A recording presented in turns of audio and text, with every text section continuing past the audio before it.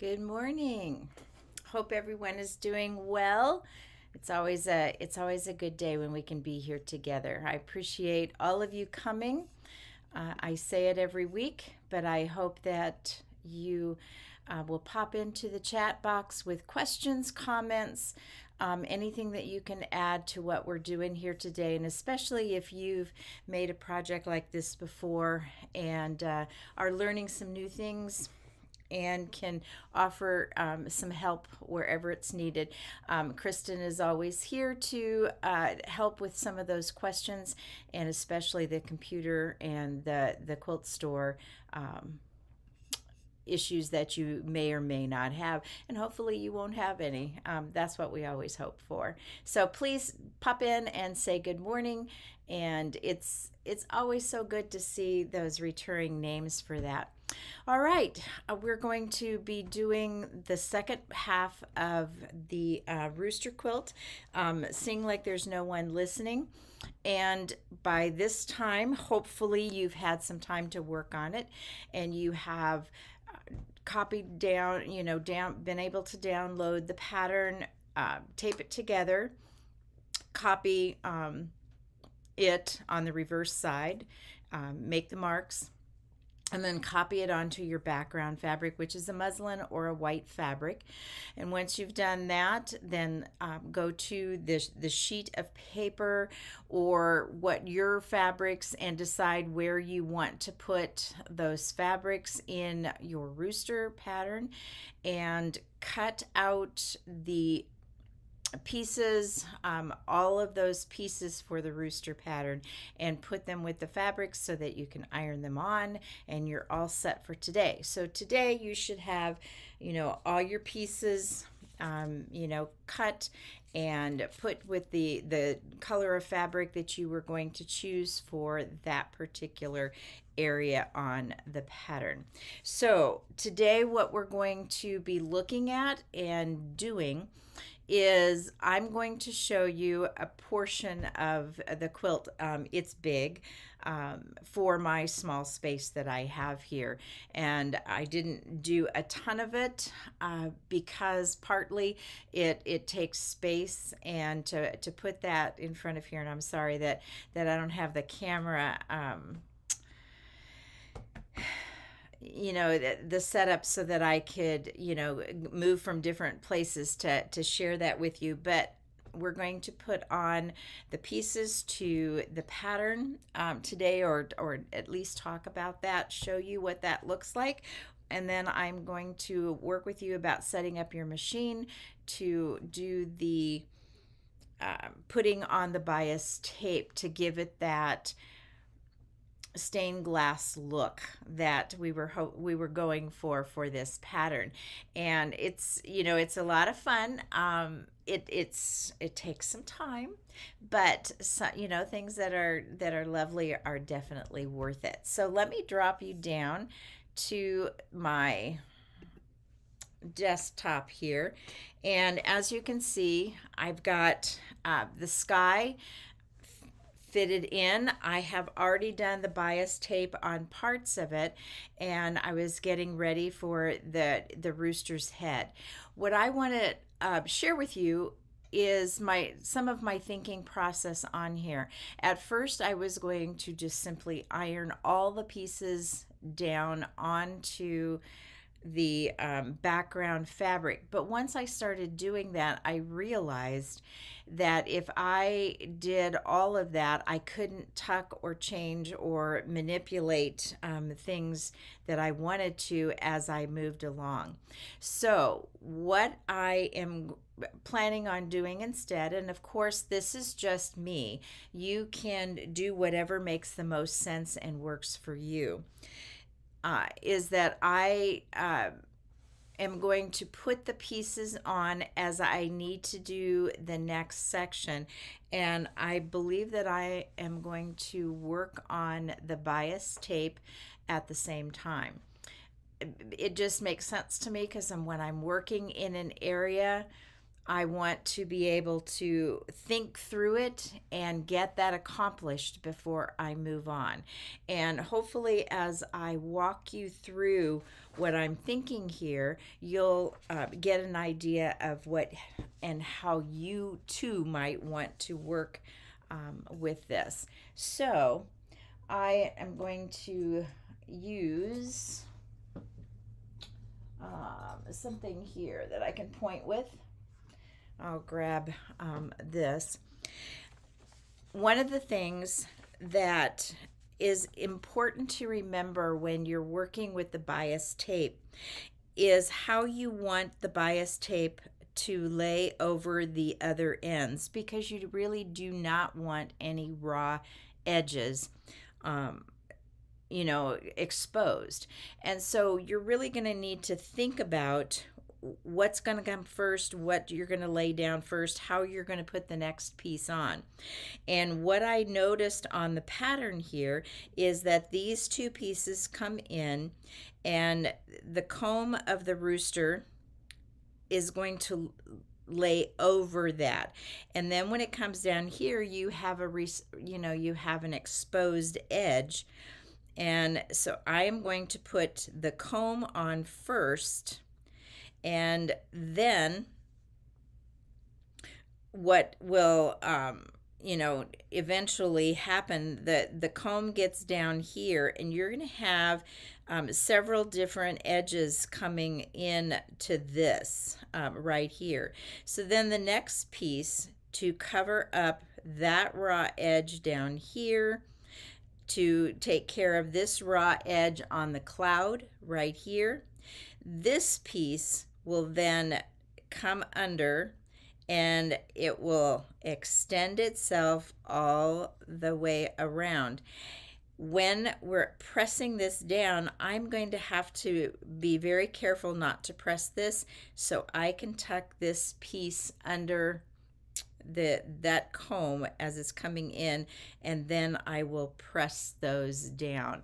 And what I have found is, because the bias tape is doubled under there, I needed to rest the iron a little bit more, and then I turned it over and pressed it from the back, and that kept everything in place really well.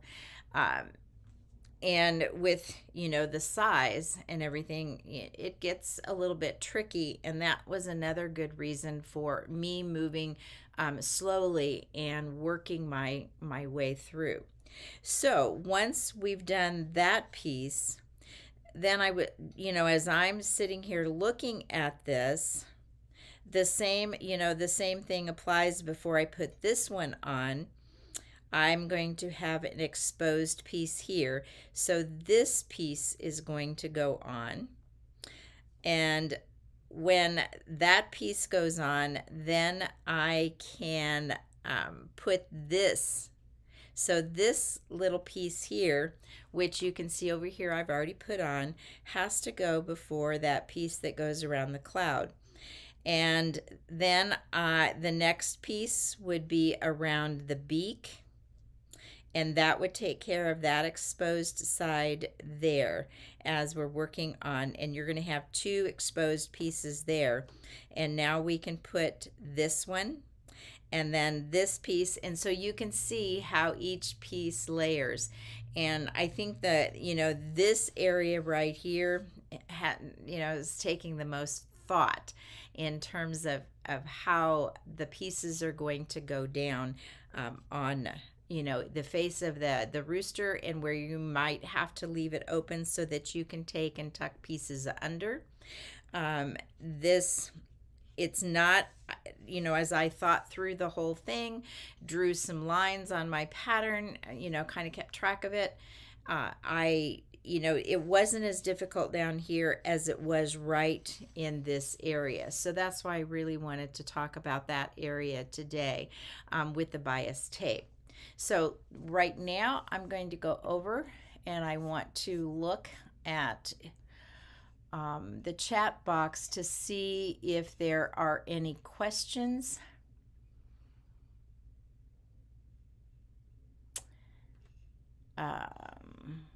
Good morning, everybody. It's It's great to see that. And I see that Kristen has put up the links to the, to the templates and that kind of thing. If you need something to click on there. And Kristen mentions that they have a few kits left. And one of the things that's really nice about the kit is it's all laid out with the colors and everything, and you have fabrics left over, and these are batiks that read solids and will fit in with so much, and it's a great stash builder as well for the leftover pieces. So for what you're getting in the price and not having to struggle to find all of the colors of fabrics, the kit was a nice choice, and I certainly appreciated having the kit. So I don't see any questions yet. So if something is confusing to you here, please drop your question in the chat box. And as you're working on it, as always, if a question should just pop up and you're wondering, well, how do I solve that problem? If you would go to either the YouTube channel, or if you will if you are a member of the Quilt Show, which I hope most of you are, that you will go into the forum and ask your questions there. Usually once a week, try to midweek or Thursday, look in there and make sure that I check all of the questions that may come, and others also give their answers in that to that. So the next thing that we need to talk about is I'm going to put this aside for a moment, is how to get the bias tape on. And the one thing I'm sure that you've probably already noticed, and going around all of these curves is going to be just a whole lot of fun with the bias tape. And but it's not the bias tape being bias. It works really well. And the folds, I don't know that you can see this online, but where I went around the curve, what's really nice is that the bias tape almost folds itself exactly as it needs to be. And you have a little line there, and but once we stitch these down, we will you're going to see that works pretty well. I'm going to move my little pad a little bit closer to me so I can work a little bit easier going around with the bias tape. So now as we talked about, we need to work around the top of this, making sure that we do not press from at least here to here, so that we can tuck this piece under here. So you have bias tape in the kit, or if you make your own. What's really nice is about this is that it's already got the web on it. So it's quite simple. Really, we're going to put the bias tape down, and I'm going to put that raw edge right in there, and to hold that in place, I'm going to just adhere it. I noticed a question about, are you going to tell us how to copy onto the fusible? And the truth is that it works the same as any other. You would simply write and trace through a light box, a window, or whatever, your pattern on the reverse side onto your bias your fusible. So here, I hope my fingers don't get in the way, but I'm going around this curve, and I'm keeping this straight, and I'm taking my finger. I tend to use my fingers instead of a tool, but if it's easier for you to work with a tool, go for it. And this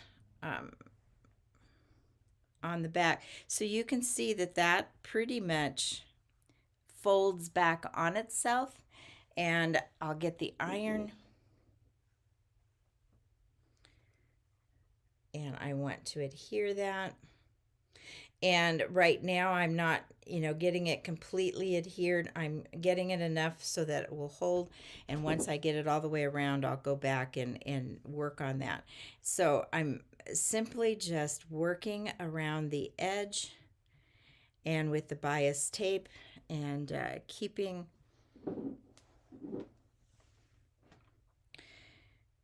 and on my ironing board, this I will have to say is a little bit easier than in this small space that I have here.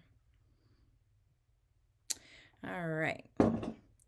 So I will just keep working, and then here I come to another, where it's going to bend back on itself. So I bring the bias tape, and again, where this is standing up, and I just really push it down, and it itself will make that fold so that it's perfectly in line there. And then I can simply hold that down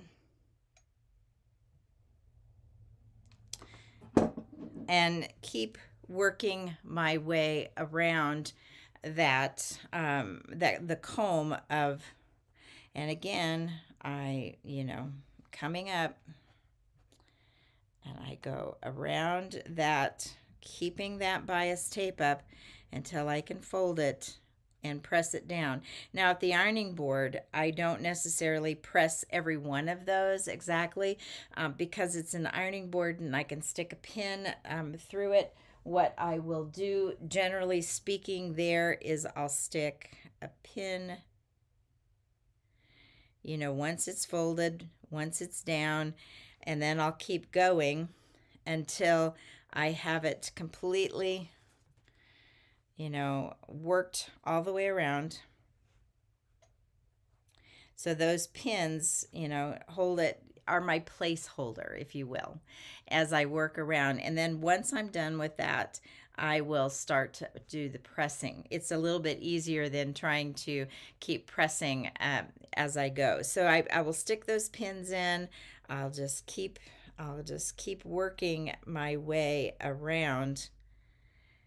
And I will tell you that as far as the pattern goes, this is, going to be your fiddliest area, is right here. And as you can see, it is fiddly, but it's not terrible. It's just go slow, take your time, and work your way around. And that way I can also avoid when I get down here. And that's really how that bias tape goes on. Instead of soldering it, you're ironing. So I want to go back, and I want to look to see if anybody else draw on the applique web.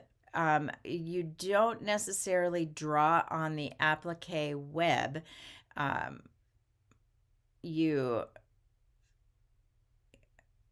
The web itself. That's why I use the Quilter Select, because it's still the web. It's very fine, and once it's in your material, you really don't know it's there. The hand is just so soft with that, so I don't necessarily draw on the web. If I was doing it the other way, I would put it onto freezer paper. I would draw it all on freezer paper. Then I would lay all the pieces on the web itself. If you don't have web with paper, then once that's done, and use my applique pressing sheet and press all the the pieces for the colors that I'm using on it, then I would cut it out. I would place it on, the paper just like I did this time.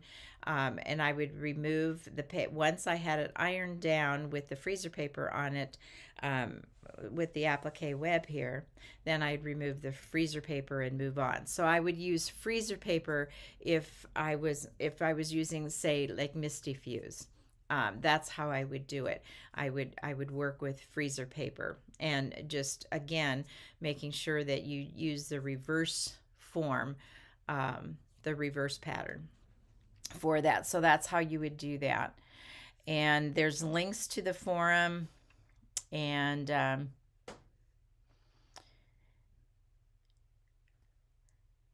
what's under the block that I'm sticking pins into, it is a wool mat, these ironing mats, which I absolutely adore. They work so well for, pressing an applique, because they're firm. They're wool, so they hold the heat, and even for this, the heat stays in that, and I can feel the warmth from even still from where I was pressing. So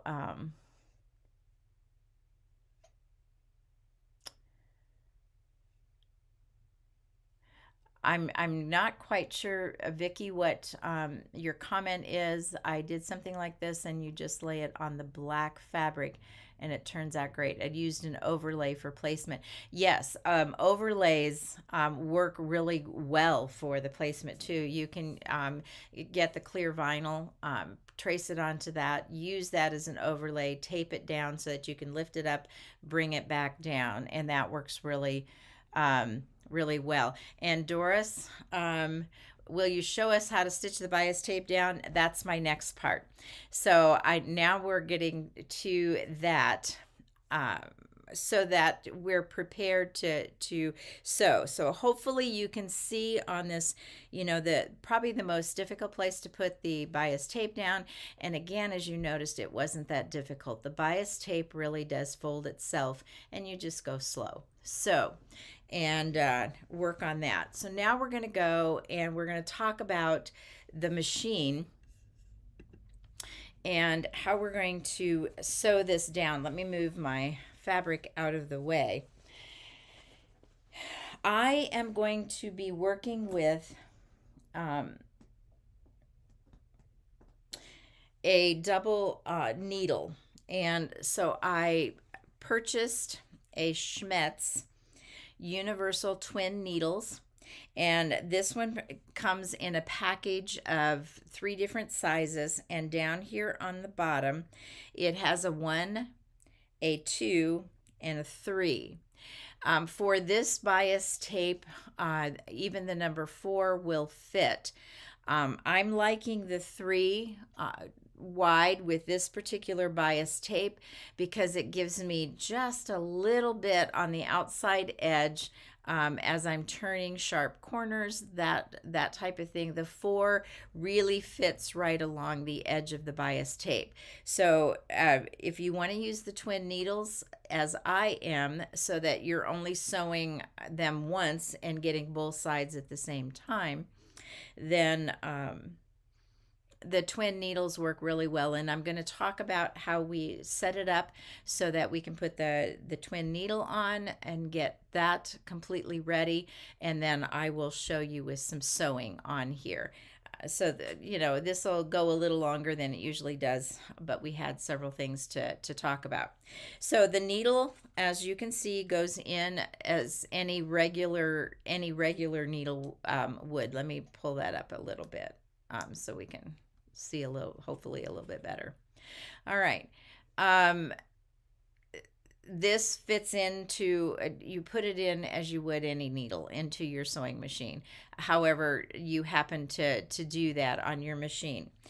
Couple of things that are really vital to this. You want an open foot on your machine, and here on my Bernina I have the 20C on my machine. I don't have the D. Wish I did. If you have the D foot, that would be even better. And then the open hole foot plate. Don't do the single hole because you're going to break the needles. So you need the right plate on your machine. and the open foot. So as you would as if you were zigzagging. And I did a couple of practice with different threads to see which thread that I was going to be using. With and the 50 weight works. I mean, excuse me, I apologize. The 60 weight thread worked really well. For me, it was fine. It made a great stitch on that, and then I tried it on the bias tape itself, and I know that you really can't see that too well on camera, the black thread on black. But you can see that the size 3 goes right close to the edge, but yet gives me just a tiny bit, so that if as I'm going around curves, I don't slip off and it shows up on my work. So then the threading of the machine. How do I thread a double needle? And if you've never done that, a couple of things that I would like you to think about is you're going to have 2 spools of thread. One of the spools, if you have one of those stands behind that you run your thread through, do that one for your left side of your needle on the left side, and then put another one. Let me see if I can, I don't know if I can get the camera to go up to, I can't. Let me see this. You'll see the mess in my, no, it's not going up there. Okay. I'm making you all dizzy, I know. I apologize for that. I was trying to show you, but I put the second spool on my machine horizontally, and the reason I use my horizontal thread holder is that the thread comes off a little bit easier, and with putting both threads, I want them to evenly come off. The vertical stand, the thread pulls a little bit more, so it's a little bit slower on the and I want my stitches to look really really good as they're coming off. Then I've got 2 pieces of thread here that just to show you. As I'm threading the machine, you're going to put both pieces of thread through the machine at the same time. So I hold them side by side with the stand thread on my left side, and the horizontal thread holder that's coming off of that. And then I will go up, and I'm right-handed, so I'm going to put this. I hold my thumb secure right there, and I put them through, making sure that I keep, the left thread on the left side and the right thread on the right side. So when it comes down and we get to the needle, let me get that thread out of the way. I can thread the needle, the one that's on the top stand, in the left needle here, and I'll thread the from the horizontal one through the right. So I have those 2 coming in as they're threaded. I'm going to put that down, and then when you sew,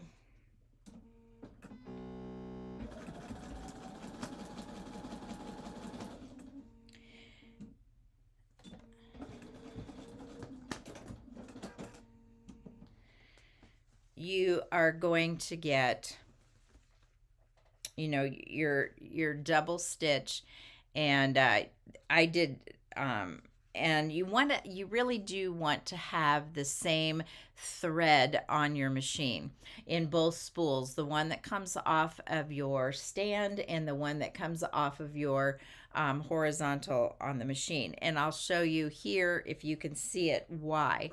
On this particular one, I started off and I had 2 spools of black thread, but they weren't the same thread. And one was a 50 and one was a 60 weight. And I think you can see that this one is thicker and heavier than this one. And so I moved it to 250 weights over here, and that's what I have on the spool. I found another 50 weight spool of thread.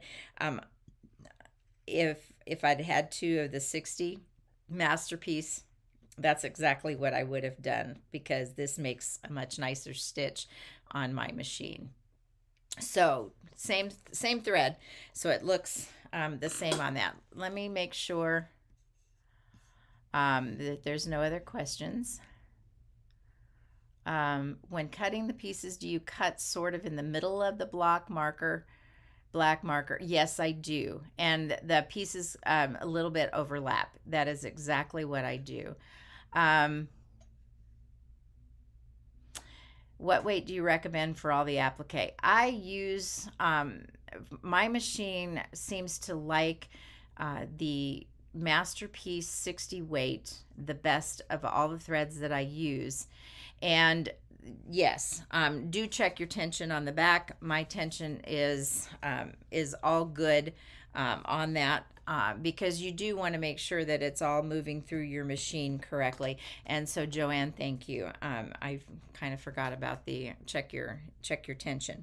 So now I'm going to put my piece under my machine, get all of this, and move some stuff out of my way.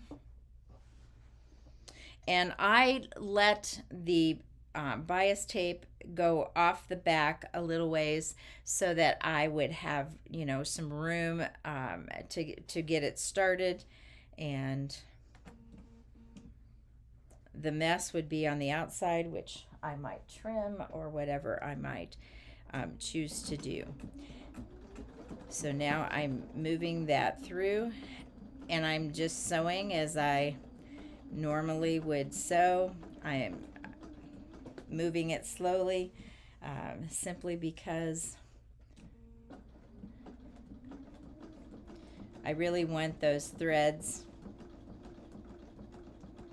to be spaced as I'm, you know, turning my curves, all of that, as I use my double needle. And I will tell you that I'm going to appreciate this double needle tremendously, so I don't have to go back and sew twice.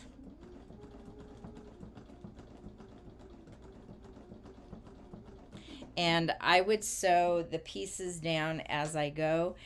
It will make it a lot easier, I think, overall.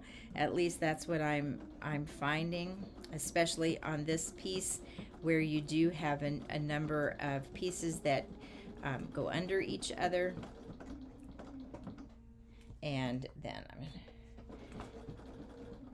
you can see where I went off onto a single area that. So now I have that completely, let me get it into the camera here. I have it completely sewn down. It looks great. The lines are very close to the edge. This is this sewing line. It runs right here. This one runs right there. So I would really recommend the 3 needle if you're going to purchase a double size needle, or pick one out of your stash of needles that you have. So that really is what you need to do. And that piece was just laying there, so I'll put that aside. Let's go back to here. And this is the piece that I sewed on. I've got the rest of them to sew. This part to finish up. And right now I have a tangled mess, and the pins didn't stay in place where I put them as I was yanking and pulling. So that's part of the reason why it's helpful to, I think, to move and work as you go for this.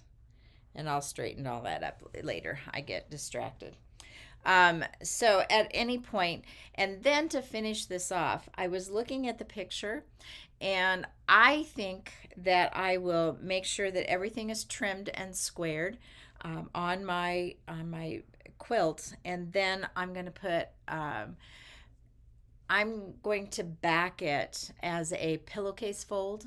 Um, I don't think I want a border, but if I was going to put a border on, and I may change my mind at the last minute, then I would sew my borders on as you would, measure in three places. Take the average, put your border on the top and bottom, and then the sides um, in the same way. And everything then, no raw edges, everything is covered and sewn in properly, and you can have it as a lovely wall hanging. This is going to be fun to see this rooster come together. Let me go back. um,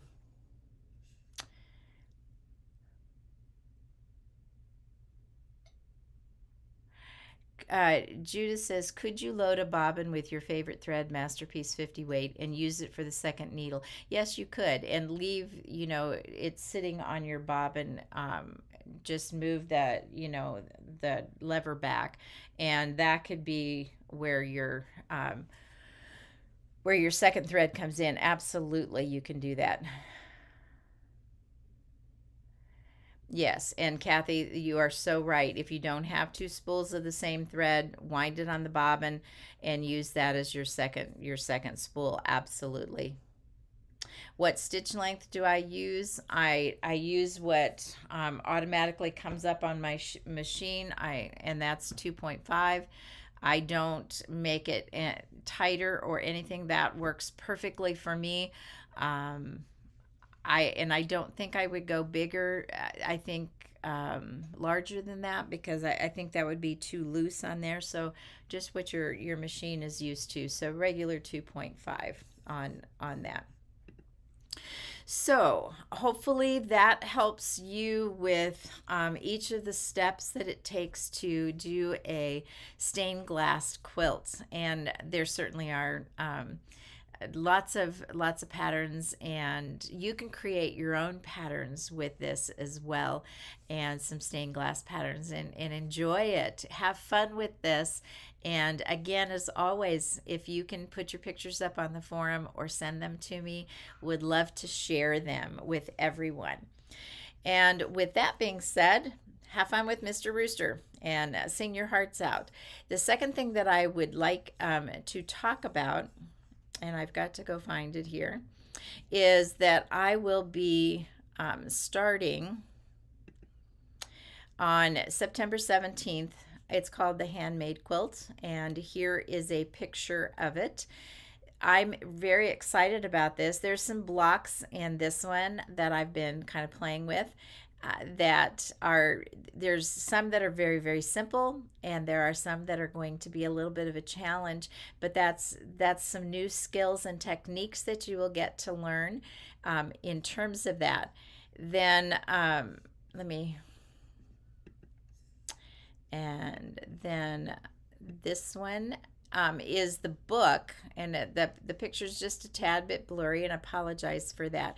That's the book that you will get. And what is really pretty neat about this is that Carolyn Forster, who designed this quilt, made it to be completed by hand sewing. I am going to do a bit of both. I will show you the hand sewing techniques for this particular quilt, and also how to sew it by machine, and a few of the blocks that I've already been a little bit playing with. I will share with you some possibilities of what I will do beyond, because there's some that I think I want to applique down instead of actually sewing them in, just for the look of it, give it a little bit different texture, that type of thing. Then I want to share with you the fabrics in the kit. I just think these are absolutely beautiful choices, and they will make for an absolute stunning quilt. So I encourage you to look at that, and of course you can always supplement with some of your own fabrics in that. And then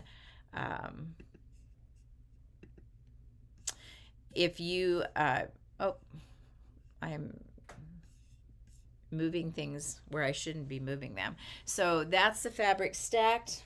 I got my kit this week.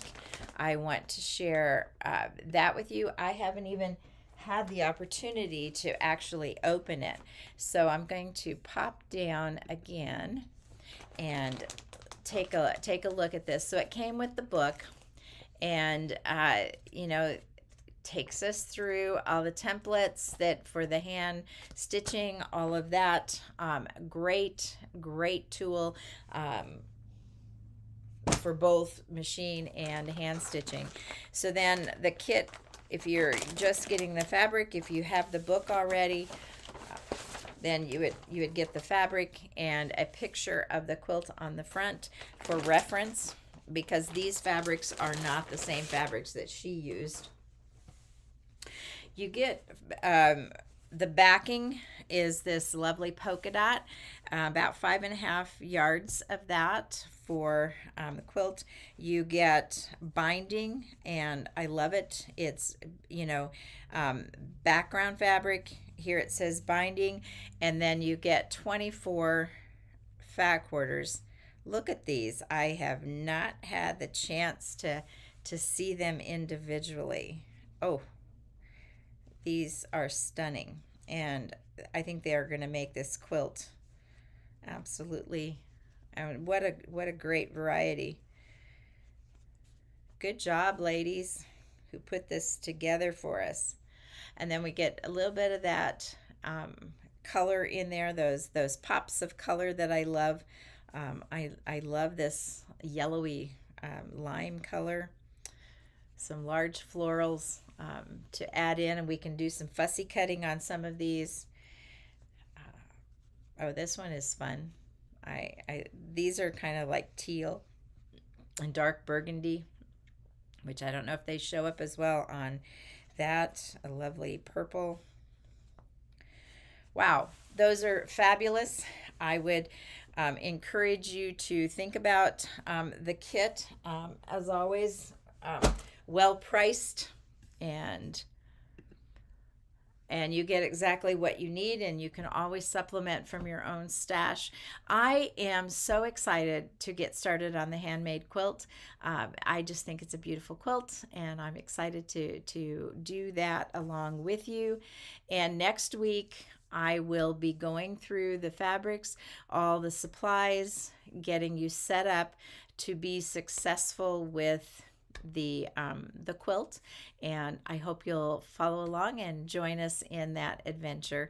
And then on the 17th I will begin with showing you how to do the hand stitching for the blocks, for those of you who would like to take that challenge on, and I hope there are some of you that will. I already decided that I would not. I would do some of both, and show you when I look at a quilt and patterns that I don't necessarily always follow exactly, that I sometimes can switch it up so that it goes quicker or easier for me, or gives me a look that I want. So you can either do hand stitching, a combination, machine stitching, or some of the other techniques that I'll show along the way with that. Sherry says, this is not fair. I'm still working on the neutral quilt with Alex. I'm sure some of you really are. But as you know, you can always come back and check these videos out. And the color quilt. And now I want to do this one. Sherry, I know exactly what you're saying, because I have at least 5 or 6 projects going at the same time. So anyway, have a wonderful holiday weekend. Stay safe and stay cool if you are in the area where it's nice and hot like I am. And I will see you next week.